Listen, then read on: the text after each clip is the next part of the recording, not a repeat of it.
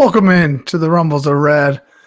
I'm your host, Trevor Steinbacher, on this Monday, October 28th. Recapping Week 7. Going to start looking here at Week 8. Streaming quarterbacks. Early DFS plays. Recap our cash game. What's going on tonight with DFS? Metcalf with the large, long touchdown. What was it? 83 yards. Love to start that way. Let's go. We're going to kick this thing off. You're late. It's 8:02. We're here. We're ready. Love seeing you guys in the chat already. Jump in there. You know, if you got questions or you got start-sit situations this week, we kind of got past the Bye-Mageddon, the Bye-Pocalypse, whatever you want to call it last week. But we're moving forward now. Just like us Chiefs fans, we're ready to move forward. Let's move forward as well. Thanks for being here. Don't forget Apple, Spotify, Google Podcasts. Subscribe there. Leave a 5-star review if you will. It just helps kind of grow the podcast, grow the community, get more people involved, which might bring more people here to the chat as we are live every Monday night at 8 p.m. Central Time. I know you got the Monday Night Football game you want to watch, but thanks for jumping in here and thanks for being here with the chat. Let's kick this off with my Monday Night Football DFS lineups. How far into the game are we? 15 minutes early. 8:02 is late. 8:02 is late. I'll give you that much. All right, let me get this pulled up here. It's a good start, as I mentioned here, with the DK Metcalf. Big bomb touchdown for 84 yards. That's got me put in third place so far here. Really close up here with everyone. Geno Smith, anytime again, like every week. I've got the wide receiver in the MVP spot. I'm going to put the quarterback there with him. I've got all three of my lineups have Alvin Kamara in it. I'm actually going to show you I did something different this year this week that I haven't done in a single game slate yet. And then Callaway, Freddie Swain. Callaway is supposed to be the number one on this team. We'll see if he gets any run today. That's right there is why I'm losing so far. As you see here, I'm 0.3 behind second, 0.5 behind first. We'll get there. I'm confident. It's a great start to the game. Alvin Kamara, 88% drafted. I assumed he would be up here 90% or so. He's 61% MVP. Where DK Metcalf is just 5%. That's what we want to see, a 5% MVP, especially one who's got a touchdown already in the first game. I'm going to answer this question, Dallas. Give me one moment. Let me show the other two lineups here. So one thing I did in this tournament that I don't do often is I played two lineups with the same captain. I knew Alvin Kamara was going to be chalk tonight. I assumed he would be chalk MVP, and he absolutely is. So I was willing to eat that and then try to get different elsewhere, right? So I stacked him here with no quarterbacks. I did this last night, actually. Came away with $40. Had neither one of the quarterbacks last night, so I decided to try it again, and it was supposed to be the rain and all that, and let's maybe again – the quarterback doesn't get there. So I lined it up here. The kicker for New Orleans, Kenny Stills, who's, I assumed he would be pretty low owned. 30% is pretty high, higher than I expected him to be. And then the kicker, every once in a while, I got to throw a kicker in there. I'm not high on the kickers, but I don't mind it every once in a while. This other lineup here, Alvin Kamara went ahead and stacked him with Jameis Winston and Traquan Smith, his first game back. There's really a lot of these. Look at this, 30%, 28%, 22%. It's pretty even outside of Alvin Kamara tonight. And then Gerald Everett, tossed him in there. He's already got 2 catches in a yard. Wow. 2 catches, 1 yard. That's big time there. Just try to get contrarian. Again, he's 22% rostered this week. So I don't know how different these two lineups got from other lineups who also have Alvin Kamara in the MVP spot. But so far, my really different lineup with DK Metcalf is killing it. Dallas asks here in the chat what kind of format these lineups are in. So every single game I play a 100-person league, 3 max. It pays top 12, so it's only paying out 12%. As you can see here, if I go to here, next one, I'll show you it. So right now they're all tied, so they're not making any money. But 12th place gets $25. I play, it's a 3 max. So you put up the 3 lineups in. I put 3 lineups in, 125 to the top. I've won that one time so far this year. 75 to second, 50 to third, 40 to fourth. Last night I hit 40 or hit fourth. Right now, actually I sent it out earlier. Through my single game slates, I have been in the positive. It's been working out pretty well. I was going to see if I can find where I was. Single game, I'm plus $80 so far. $15 every single game, 3 lineups. That's all it is. What I've learned, and any of you, if you're going to be playing DFS, what I've learned this year, out of all of my years playing, and I'm nowhere near being a pro at this, but all my years of playing, I've never been disciplined. I've gotten really disciplined this year. I only play exactly what I tell myself I'll play, and that's right now $15. 3 lineups every single game slate. I've found in the past, what happens? You start to feel frisky. You won something. You want to try it again. You like multiple lineups, so you add a couple different lineups in, and now you walk away from a single game slate, $50 down and no winnings. I didn't want that anymore for myself, so I got disciplined. So I only play this 100-person league, 100-player league, $5, top 12 win. It is a pretty healthy payout. It's $15 in. If I can walk away with $40, $50 a night, I'm happy with that. And every once in a while, I've hit the big one for the 125. If you're looking for this particular game, if you go into in your FanDuel lineups or in your FanDuel game websites, oh my internet load here. Is anybody else playing DFS tonight? Who you got in your MVP spot? If you go into here and you go over here to 3 to 100 player, that's where we're at. I always play the 100 multi-entry. You'll see it's $3 max or three max entry. And that's what I play every time. So there's that. All right, that's what I've been doing. Okay, Dallas says that's what I've been doing on the Sunday main slate, 100 player, 50-50s. And I've doubled my money 50% of the weeks. You like that? That means you're keeping your bankroll up. I play $100 50-50s and a couple double ups. This is a good time to go ahead and transition over to the cash, though. So what Dallas is saying is a 50-50, which is what I also play here. 100-person, top 50. I think top 48, top 50. I think it is actually wins. And essentially it doesn't necessarily double your money, gets 80% back though. There. So this is my cash lineup for this past week. For me, Jalen Hurts was going to be a lock. I had a couple locks here, and he was, get this out of here so I don't lose it all. Jalen Hurts is my first lock. He hadn't been on the main slate in a couple of weeks. I like his rushing floor. What did he get this week? 61 rushing yards. I mean, it's automatic 6 points just right there. His rushing floor is too good.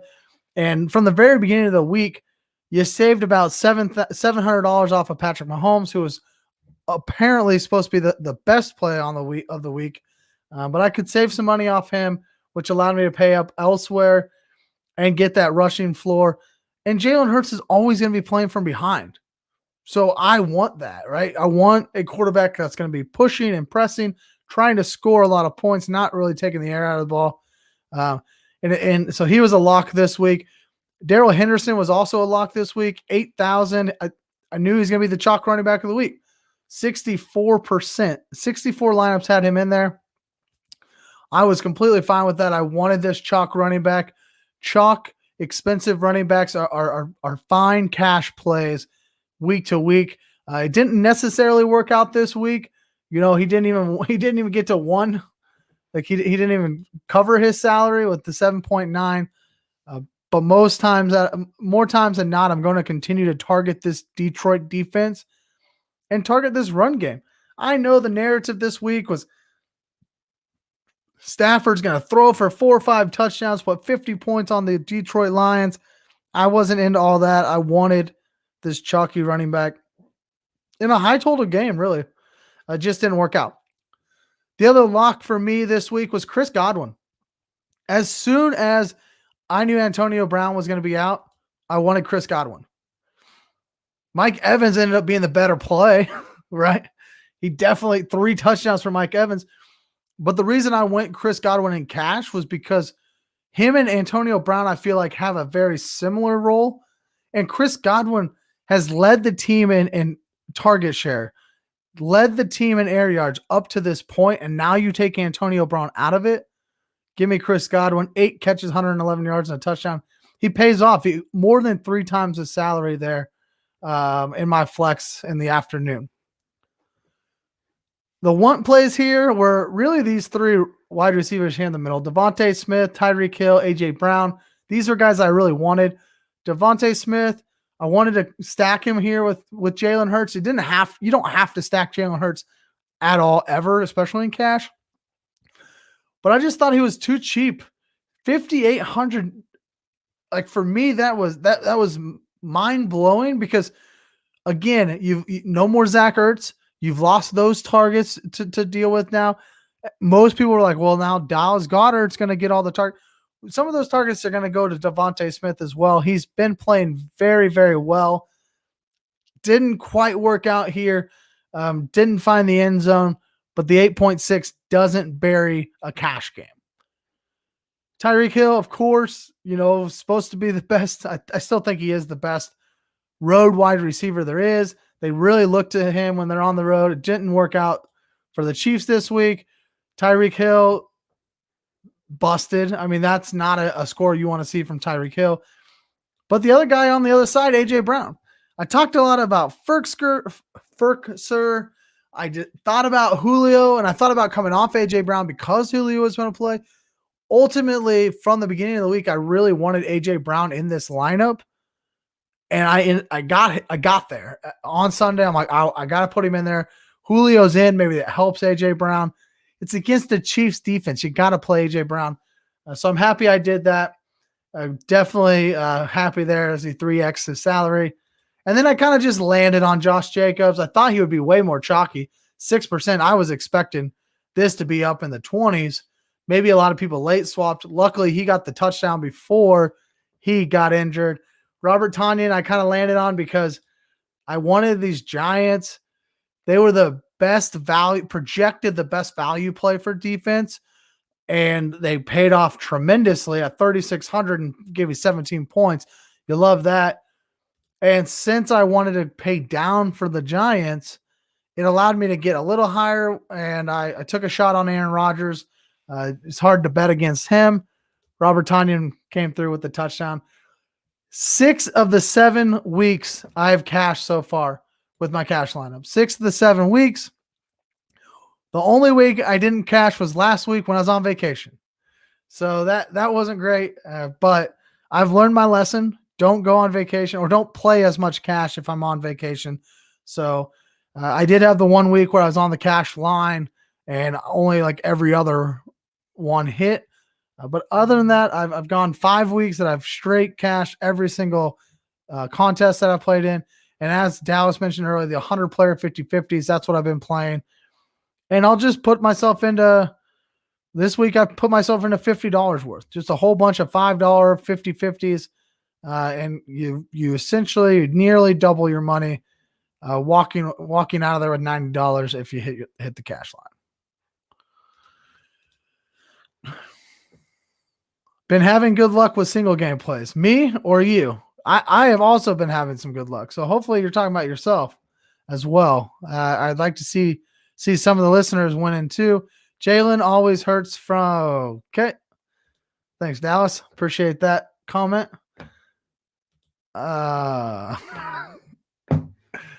You'll pay for that one. All right, I want to talk real quick about some late swaps. I think that if you're playing DFS, and it seems like maybe a couple of you in here today are playing some daily fantasy football here, I want to talk about one of my tournament lineups. And really, if you're playing in a tournament, essentially, a tournament is any contest paying the top 12 to 18, 25%, somewhere in there. Cash games pay out 50%. Anything other than that is essentially a tournament. You have large field tournaments, you're thousands and thousands of players. I stick to small field, single entry. Specifically on the main slate, I play a $10 352 entry contest. It's a single entry. It's only one person or one lineup per person. And I started here on this lineup with Matt Stafford, Leonard Fournette, Cooper Kupp, and Van Jefferson. So I built my lineup with a heavy Rams stack.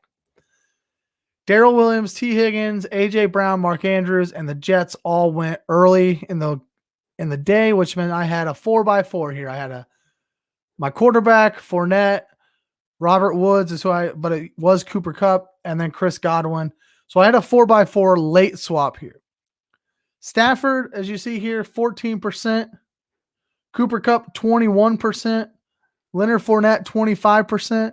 Van Jefferson was 0.8%, so he ended up being really a contrarian play. I probably should have stayed with.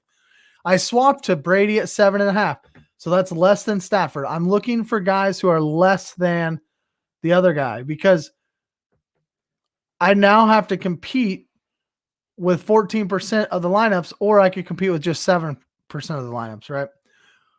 But what I did here, this is a terrible late swap. I did a terrible job here. It was great that I moved to Tom Brady, but I don't understand. I wanted a Bucks onslaught. Like I wanted as many Bucks as I could get in here, which it sounds good, but I went Chris Godwin at 33%. Mike Evans was 13% rostered. Mike Evans isn't the right late swap because he scored 3 touchdowns. Mike Evans was the right late swap because he was much, much less rostered in this contest than Chris Godwin was. I can't move past 1/3 of the lineups here. I want to get up to this. This is where I want to go. I want to get up here. Obviously, I didn't even get close, but I'm not going to get there if I'm competing with 1/3 of the guys all have the same Chris Godwin. I can do it if a 10 or 12% Mike Evans gets me there. Same thing with Leonard Fournette. This was chalk. Expensive chalk I should have come off of. The Robert Woods play, this was a smart late swap and because he's less than 10% rostered. Cooper Kupp, 21%. This gave me leverage on Cooper Kupp. Now, Cooper Kupp smashed, so it doesn't matter. Hindsight's 2020. But it gave me leverage on everybody playing Cooper Kupp. If these two scores are flipped, now I'm less than 10% with a 30-pointer, and these guys are 21% with a 12-pointer. Hopefully that makes sense. I did it wrong this week. I was right with Tom Brady. I was right with Robert Woods. I should have come off of Godwin and Fournette and up to Evans probably. Maybe down to like a Connor or a Chase Edmonds, somebody like that. But that's what we're talking about when we're late swapping. If you're playing DFS, you should definitely be late swapping. It's something that I've started doing at the end of last year. I really started diving into and understanding why and when to do it. This lineup was dead. I really had no chance of getting out of anything because this lineup was dead. Darrell Williams didn't do anything. Mark Andrews and T. Higgins in a game that scored 58 points. They gave me 15 points combined. Like that was the game I wanted. I wanted to be in there. It didn't work out. I picked the wrong 2 players from that game. So this lineup was already dead. I had no chance to get out of here. But when you have a chance to get out and you can get up to a min cash at this point, you got to late swap to give yourself a chance. And if you're sitting in this middle tier, if I'm sitting in 50th place and in the min cash, I might late swap to try to get to the top because the top's where all the money's at. You got to be late swapping. If you're not, start reading into it, start doing some research because that's really, you really need to be doing it. I think that it's important. I only play 1 or 2 lineups. I have the time. I have the ability to late swap those guys. Look into it. I've even late swapped cash. I don't do that as often, but it has happened. I have done it before when needed. All right, let's take an early look at next week. Who do you like next week? Have you already started looking at the main slate next week? Who's your favorite plays next week? Who's your favorite DFS play on the main slate next week? Let's take a look at some of these guys. So here's the tournament. If you want to play against me, come on in. It's $10 single entry. Show you what it pays out here. This is why I keep saying you want to get to the top, because 24th to 64th, 25, 35 bucks. That's okay. You're still making money. But you get to the top, you get 400, right? And the second place is $200 less than first place. So you really want to get to the top there. But let's take a look at some of these plays. My first play here is that I like a lot this week is Kenneth Gainwell. Look at this. 5,900. 5,900. Miles Sanders is probably going to be out this week, and they face the Detroit Lions defense, which we love to pick on with our running backs. And at 5,900, this feels like the free square of the week. It feels like, I don't know, 4 or 5 weeks of the year so far, we've gotten this backup running back in a smash spot at a really cheap price tag, and that's what's going on here with Kenneth Gainwell. Gainwell's been fine on the field. He's looked good, and I like him a lot this week against Detroit. 5,900, it opens up so much already, right off the top, right? Next guy here is actually, and I looked at this earlier, so this isn't just because he already took one to the house, 84 yards, but DK Metcalf. He had a solid game last week. His first time back on the main slate in a couple weeks after 2 island games here. 7,400. If they were to price him after that 84-yard reception for touchdown today, he would probably be 81-ish, right? Probably up here with some of these other guys. Maybe you squeezed in between Jamar Chase and Deebo Samuel. Instead, he's way down here. Look at that. Below Deontay Johnson, below Mike Williams against New England. Give me DK Metcalf at 7,400. I just think his price is way, way too low.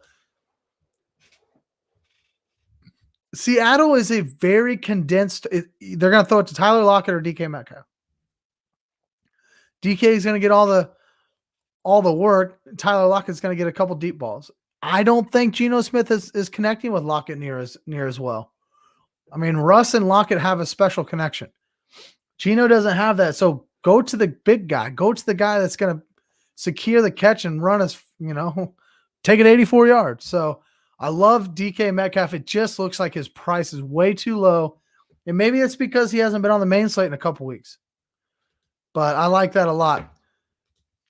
And one other play here I want to give you. Now remember, this is just Monday. We got a long week ahead of us still, guys. But it's Michael Pittman. Helped me win a little money last night, which I liked.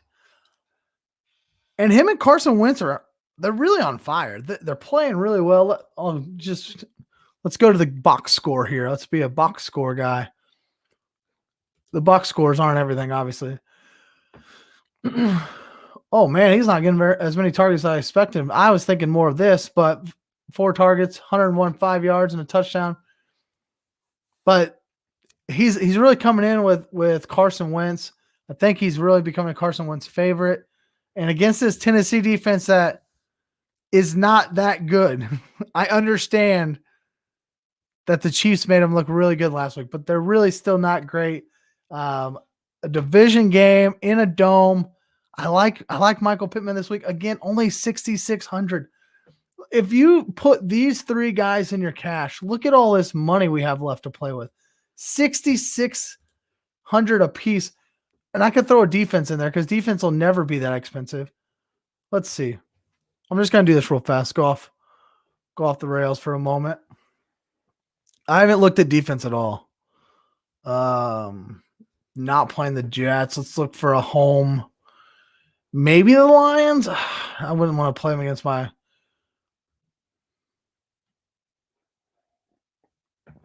How about Washington? What if I threw Washington there? That's all right. Look at that, 7,300. You play these type of plays, these cheaper guys with a lot of volume coming up, 7,300. There's no Chiefs on the main slate this week. And the Bills on the main slate. Yeah, the Bills are on there. So you could, get weird with some of this Tampa Bay, New Orleans game. Maybe you could try to stack in there. Atlanta's got a couple guys that are looking good right now. Buffalo's always good, especially against Miami. So just look at it. I mean, a couple of these cheaper plays, and now you got a lot of salary left to work with. Watching this video explains why I never win in daily fantasy. What's late swapping? Learn something new every day. Happy that I could help you learn something today. Definitely look into late swaps a little bit more often. Maybe next week I'll show you again something I late swap just to kind of keep doing it. But essentially, in a nutshell, late swapping is once the 12 p.m. games start. So the main slate is the 12 p.m. games and the 3 p.m. games here in the Central Time Zone, right? So this is the main slate for next week. You got all these games to choose from. Once these 12 o'clock games play, we know what our lineups look like. We know, say this is my tournament. We know if Kenneth Gainwell did any good. We know if Michael Pittman did any good. DK Metcalf's going to he's going to be chalk in the 3 o'clock games. Well, if my team did really good, okay, I'll ride the chalk. I'll ride the guy who's highly rostered because I don't need to pass anybody. But if these guys did bad, for me to get to the cash line, I might have to come off of the chalk, off of the guy who's highly rostered, and go with a dart throw. Go with somebody else I don't want to give up projected points per se, but I want to go to a lower rostered player to give myself a chance to get up there. So that's what late swap is in a nutshell. Really always have an idea of 2 or 3 guys in these back end of these afternoon games that you could change to after the 1 p.m. or the 12 p.m. games go. I usually do this about 2:30 in the afternoon, probably into the third quarter. You kind of know where your lineups are at that time.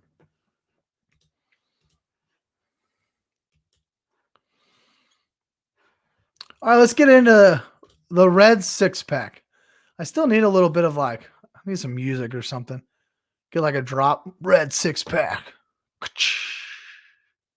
All right, here's my top 6 takeaways from week 7 action. And you know that I can't go without talking about the beloved, the Kansas City Chiefs. 3-4 on Monday Night Football next week. I'm still not sure if I'm having a show yet. Might go to the game. Haven't figured that one out yet, but I'm going to try to get over there and see the game against the New York Football Giants. Look, they faced 4 AFC division leaders and lost all 4 of them. That, to me, means they're not a championship winning team. And Sunday was flat ass embarrassing. Mahomes is pressing. The offense is pressing. They're not moving the ball. They're turning it over. It was embarrassing. And I'm ready to say that, the division's pretty well out of it at this point. I came on here 2 weeks ago touting that the division was, that they're going to be able to potentially still pull off the division. That's not happening. They're not going to catch the LA Chargers being down 2 games to them. I just don't see that happening. at this point. So I think that their only option is going to be the wild card, right? That's their only playoff chances. And being a wild card significantly reduces their chances of making the Super Bowl. That's just the reality that we live in at this point with this Chiefs team. But can we really come on here and talk about the playoffs right now? Can we talk about the wild card? They're playing a first place schedule. It doesn't get easier. It doesn't get easier. Let me pull this up for you. Hey. Well, if I go, I'll let you know. I'll say hi. Let me add this to here. Let's look at this. Make it a little bigger for you.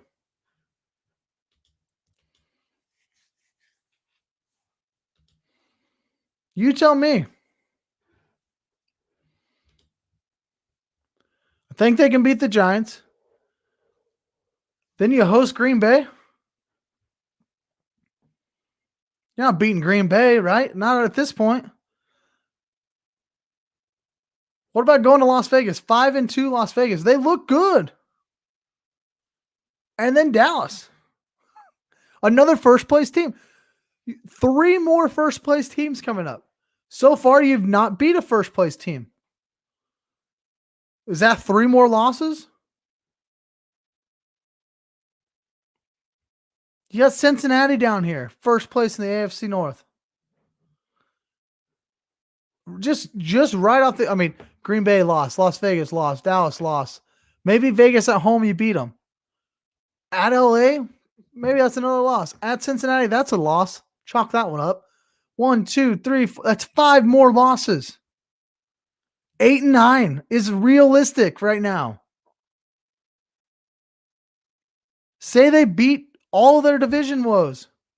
That's still a loss to Green Bay, still a loss to Dallas, and still a loss to Cincinnati. Now you're 10-7. Is 10-7 going to be good enough for the wild card? We've never seen a 17-game season. We're not really sure what we're aiming for. But 10-6 was usually a good indicator of a wild card team. Is that now 11-6 or is it 10-7? I think the one thing they have going for them is that the AFC is going to continue to beat themselves up. Just, Cincinnati beats Baltimore. Baltimore beats the Chargers. I think we're going to continue to see that because I think the AFC is very, very good this year. So I don't know. I don't know what's going to happen here, but I think 8-9 is not out of the realm of possibility at this point. Hopefully they pull it together. I think they should be able to beat the Giants pretty handily, and hopefully they'll pull it together and move on, and we can move on and maybe they beat if they can come out and beat the Packers somehow, then you got a fighting chance again. We'll see. Number 2, I want to talk about some of this rookie domination. Jamar Chase, another monstrous game, 8 for 201 yards, 1 touchdown. 34 fantasy points in PPR scoring. And everybody on Twitter is going crazy. Everyone's stating, Jamar Chase is the most receiving yards through the first 7 games of all time. He's got nearly 130. I think it is over 130 more receiving yards than Anquan Bolden did through his first 7 games. I don't remember. Maybe it was Mike Clay or Field Yates put out that he could have 0 receiving yards in week 8, and he would have the most receiving yards through the first 8 games. Freaking stud, man. Love it. And then Kyle Pitts. Here we are. 6-7 months ago, we were debating who should be number 1 in rookie drafts. Kyle Pitts, Jamar Chase, Najee Harris. They're all competing. They're all smashing right now. Unfortunately, we lost Travis Etienne to injury this year. Javonte Williams gets in the box this past week. Elijah Mitchell's playing well. He's a later one. Rashad Bateman, Devontae Smith. These guys are doing great for rookies. Kyle Pitts, 2nd straight big game, 7 for 163, over 20 fantasy points. He started off with a couple mediocre games, right? But Kyle Pitts' career has already started to show some dominance, and he's showing us why he was the 4th overall pick in the NFL draft. Showing us. Bold prediction. Broncos trade for Watson. I'm going to talk about him here shortly. If that's the case, chalk up 2 more losses for the Chiefs. Just chalk it up. Before we get to number 3, hit that like button if you're here on YouTube with us or on Facebook. Hit the like button. I appreciate all the comments coming through. Subscribe to the YouTube channel. Hit the bell. It'll give you a heads up every time I go live. All right, number 3. Sorry, I was trying to pull up my FanDuel lineup, see how I was going. Number 3, a top takeaway is Sam Darnold. Oh, man, I was talking so high on Sam Darnold early in the year. He was a big streaming quarterback for me. He just fell flat on his face yesterday. 16 of 25, 111 yards, and benched. He got the old bench, and that's never good. I will not be talking about Sam Darnold being a streaming quarterback. You won't see him in that segment anytime soon. Over the past 3 games, 15 fantasy points or less after he started the season with 4 straight 19 fantasy points or more. So he's definitely fallen off the cliff. This whole Panthers team has really fallen off the cliff. That game yesterday was 5-3 for the longest time. Did anybody else see that? Oh, how disgusting. 5-3. The New York Football Giants and the Carolina Panthers. All right, number 4. I want to talk here about a little bit of tight end confusion, 2 of the top 3 tight ends this week are guys we haven't really seen up here before. And there are 2 tight ends that are really trending in different directions, and I'm here to try to help sort this out for you. The first one, number 1 on the week, is CJ Uzomah. The Cincinnati Bengals. He leads the way, 24 fantasy points, and I don't expect Juwan Johnson or Gerald Everett or anybody from tonight's game to catch up to him. So he'll end the week as the tight end 1. But don't go chasing this. Don't go spend a lot of fab. Don't use your waiver priorities on this guy. Listen, 3 targets. 3 targets in the game. 2 of those targets went for touchdowns, right? 3 catches on 3 targets. We don't want this. Like, you're chasing a touchdown, and that's not going to happen. This season, he's had 1 game with more than 3 targets. Target share is important with fantasy football. You want guys who are going to be targeted. You want guys that the quarterback's going to throw them the ball often. You want the volume. CJ Uzomah does not have the volume. 1 time he's had more than 3 targets. That was his other smash game. It's just, I don't want to see you go out there, spend a lot of money, spend a lot of fab, use your first waiver priority and pick this guy up, and then he's going to give you a big old goose egg next week. The other guy at the top is Mike Gesicki. Gesicki. Here's the tight end I would actually be going to trying to get. And I think I'm targeting via trade. Right? Most people are going to chalk it up. Devontae Parker was out again. But we saw Mike Gesicki have success with Tua last year. This Miami defense is not going to stop anybody. Miami can go trade for Deshaun Watson, get rid of Tua all they want. This defense is terrible. So this team is going to be playing from behind a lot. Therefore, Mike Gesicki should be continuously involved throughout the season. But this is what I would look to do. What if you go move one of these top tier tight ends who have not separated themselves from the rest of the pack like they've done in the past? A Darren Waller who's dealing with injury. Travis Kelce, who's the tight end 1, but he's not like separating himself. Last year, he was like the wide receiver 3 as a tight end. Could you take a top tier tight end, trade him for a Mike Gesicki and a wide receiver 2? Could you get a Mike Gesicki and a Hollywood Brown? That's kind of what I'm looking at right now with Mike Gesicki. I like him. I would definitely be target him in trades. If you need to move up in tight end, go get him. If you've got a tight end and you got that's doing great, or a top tier tight end, but you've got wide receiver or running back issues, go get Gesicki and a running back or a wide receiver. That's what I'd be looking to do. Number 5, DeAndre Swift. Go to Twitter. You'll see all the highlights. RB2 in total points right now through 7 weeks. The running back 2. My preseason dynasty rankings, I had him at number 7. I had him running back 7. And I'd probably move him up right now above Nick Chubb at this point. Although I think Nick Chubb's in a smash spot this week if he's back. But I would be moving DeAndre Swift up. I've seen others move him all the way up in the top 3 already. He's got some of these like Alvin Kamara, Christian McCaffrey vibes. He's catching so many passes. He has 30% target share. 32% target share. The most of any running back. He's up there with Cooper Kupp, DeAndre Hopkins, those kind of wide receivers in target share this year. It's a buy high. Go get him anywhere and everywhere you can. Dynasty, redraft. I love DeAndre Swift, and he's taking screen passes to the house. You'll take it every time. All right, number 6 for Red Six Pack is my takeaway is what the heck is going on in San Francisco? Why is the coach coming out already and saying, nope, Jimmy Garoppolo is our quarterback? How's this a question?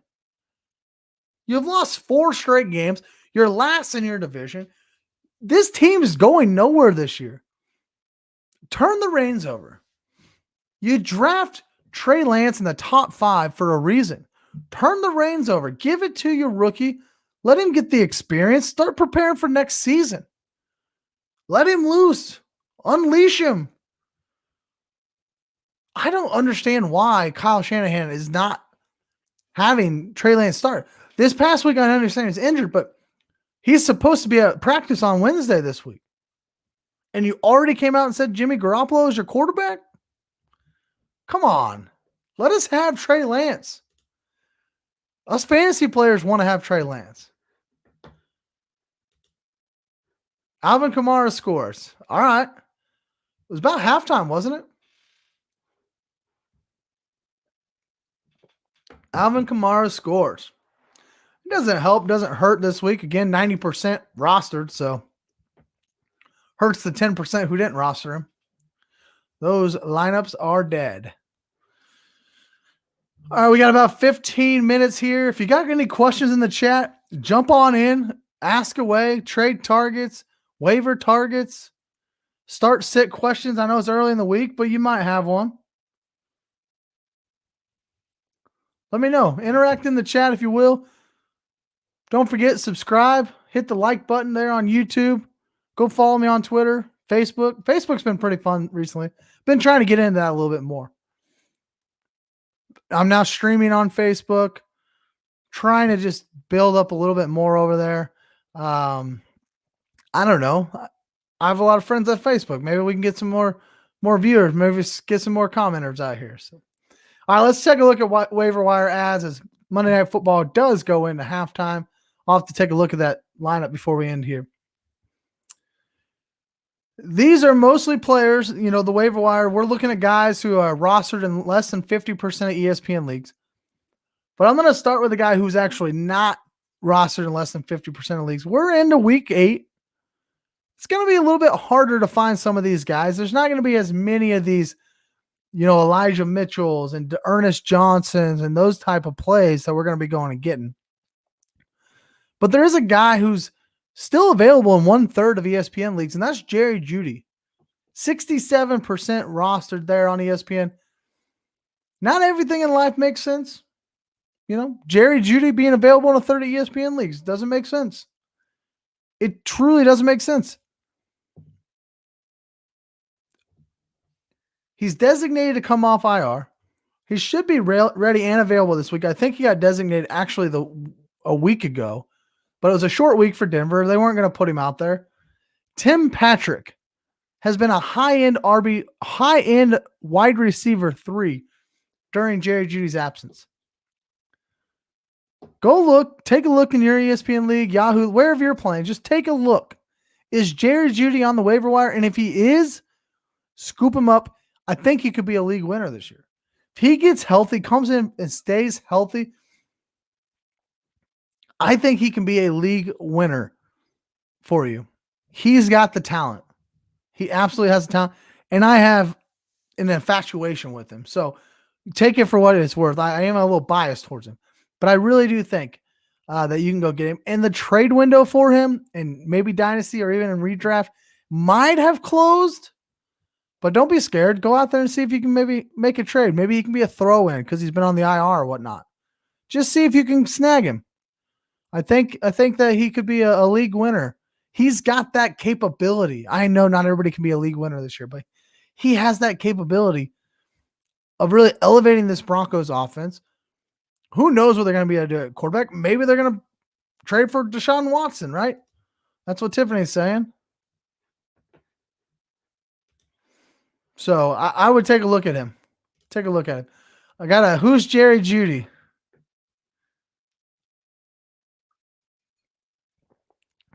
Dallas just doesn't like him because I got him in House of Cards league, in our Dynasty league that we're in together. I'm coming for you, man. I'm only one game back. Only one game back. All right, Kadarius Toney. 43.9% rostered in ESPN leagues. A couple weeks ago, I was out here touting Toney after his 29-point explosion against the Cowboys, right? We talked about him, and he comes back out for 6.5 points the next game. Oh, and then he got injured, and now he sat out a week. And so now his rostership has dropped tremendously. He's down below that 50% threshold. Chiefs, Raiders, the next 2 games. Chiefs and Raiders. Then they have a bye. After the bye week comes out, Bucks, not a good pass defense. Philly just got ran over by Derek Carr. And the Miami Dolphins. 5 straight games over the next 6 weeks that Toney has opportunity. Now, Slayton and Shepard are coming back as well. But I think that if Slayton sits again, who sat? Shepard sat this last week. Shepard sits again, and Toney is healthy and playing. I'm starting him in the flex this week against the Chiefs. And if the Giants show they can use him correctly, even with Slayton and Shepard playing, I would be saying he's flex worthy the rest of the season. When they finally gave him that opportunity, he showed up and showed out. He's got the talent to be a flex-worthy play for the rest of the season. And then my number one waiver wire ad, I talked about it earlier with DFS, is Kenneth Gainwell. Again, Miles Sanders should be missing some time. If you didn't go spend all your fab on Dearness Johnson or Elijah Mitchell, some of these guys, go get Kenneth Gainwell this week. Spend up a little bit more. We're in week 8. You might need a win. Kenneth Gainwell could get you a win this week. Spend the money if you need to. He should be your number one waiver priority, especially if you need a win and need a running back. Another name just to keep on the radar is Kenyon Drake. He's 60% rostered. But if Josh Jacobs' injury keeps him out this week, it looks like he should be okay. But if it does keep him out, Kenyon Drake is a sneaky, and he's on the radar. So just monitor the situation there in Vegas.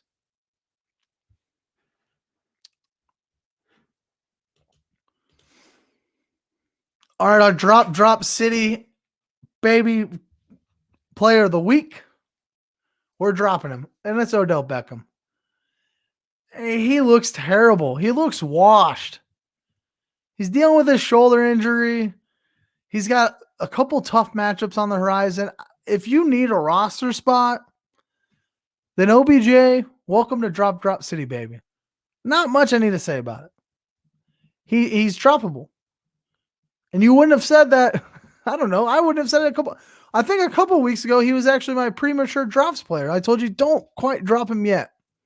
And he's done absolutely nothing since.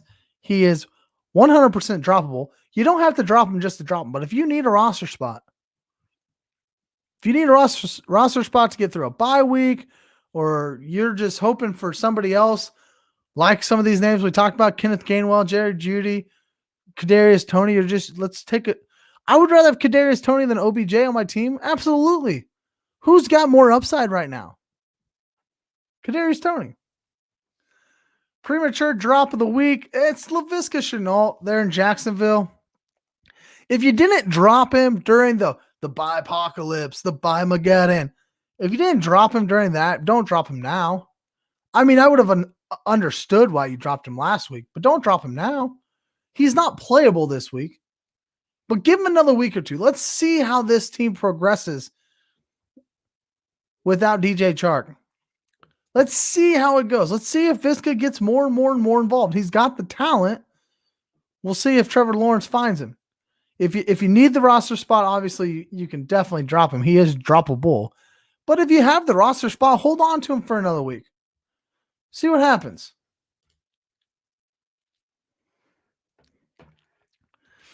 Trade me Chase and House of Cards. I'll give you all the picks. I'm not trading Jamar Chase. No way. Viska is the best player on that team. Urban Meyer is just cheating on him. Urban Meyer does like to do that. I agree, though. I do believe Laviska Shenault is the best player on that team.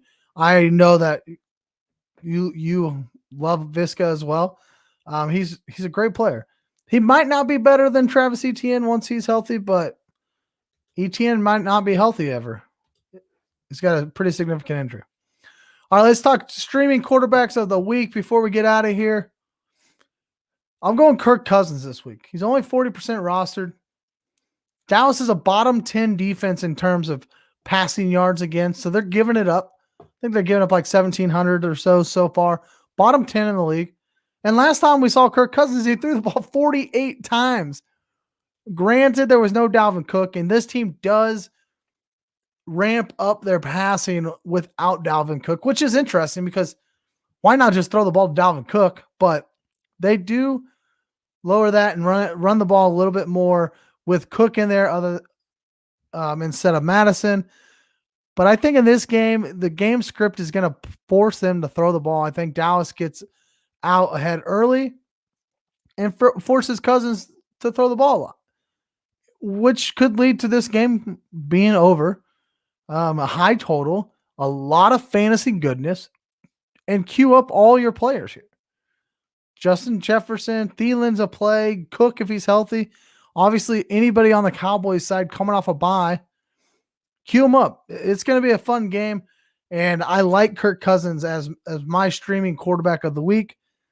I would throw in Trevor Lawrence against Seattle next week. Could be a play, and depending on how Jameis Winston looks tonight in the second half, maybe you play him against Tampa Bay if you're desperate. I mean, I'd rather play him than some of these other guys. And then, of course, Daniel Jones against the Chiefs. Not much to say there. The Chiefs get hurt by running quarterbacks quite a bit. Daniel Jones isn't necessarily a running quarterback, but he can run the ball pretty well. So a couple other guys, but Kirk Cousins is my absolute favorite this week. One storyline I'm looking at for the week, and that's the Deshaun Watson drama. He could be traded at any moment, and he could potentially start immediately. He could be traded overnight tonight and start on Sunday. The NFL hasn't suspended him. The only reason he's not playing in Houston is because of his relationship with the Texans. Right now, the NFL has not said anything. The NFL has not put him on the commissioner's exempt list. And now maybe, and that's something that the teams are going to be flirting with, is once that he does get traded, does the NFL put him on the commissioner's exempt list, which essentially is just a list that says you can't play football right now. We'll still pay you, but we're not really sure if you should be playing or not. So we're just going to put you on this list, and you're not going to play, and we're going to pay you. Some people's morals will not allow them to have Deshaun Watson on their fantasy football team. There's absolutely nothing against that. if he gets traded and he plays football for an NFL team this season, he's still a top 10 quarterback. If we're talking strictly fantasy football, the talent is still there. He could still be a top 10 quarterback. So it's something it's a storyline I'm watching this week. What happens? Does he get traded? Does he not? It's the drama of Deshaun Watson. If he gets traded, does something happen? Right? Does he get on the commissioner's exempt list? All right, let's take one more look here. Mainly because I want to see it too. See how we're doing. And then we're going to get out of here. Any last questions in the chat? Get this pulled up. This has been fun. I like the Monday nights. During the football game, you guys can tell me what's going on. Tell me Kamara gets a touchdown, those kind of things. It's halftime. I get out of here. I get to go watch the whole second half. Hopefully sweat out some winnings, right? It's good stuff. Oh, man. Maybe not sweating anything out this week. I've fallen way behind. Not way behind.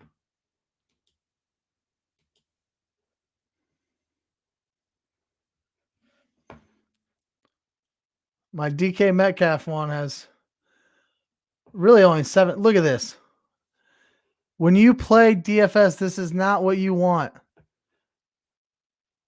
Well, Chipotle Addict, he does this every week. This dude makes so much money playing DFS. Stupid. But this is not what you want. Look at this. 1, 2, 3, 4, 5, 6 players. 6 lineups are sharing the top. So now you win. Shuke says, oh, I'm winning. I'm only winning $57 versus $125 if you're out there by yourself. So I am now 7 points back. I assume they have Kamara. Yeah, they have Winston and DK. And Brian Johnson, the old kicker. So that's not bad. If I can get some more DK Metcalf here in the second half, a little Geno action, catch up with Jameis, I think we still got a shot. We might be sweating this one out after all. We'll see. All right, I'm going to get out of here. Follow me on Twitter at Trev's Fantasy Pod. Find us on Facebook at The Rumbles of Red. Please subscribe. Hit the like button. Leave a 5-star review on Apple, Spotify, or Google Podcasts. We'll see you maybe next week. I might be at the game. If not, we'll be back the following week, or maybe I'll try a different night next week to catch up. Good luck in week 8. Good luck with waivers, DFS, anything you're playing. Thanks for joining me tonight. We'll see you next time.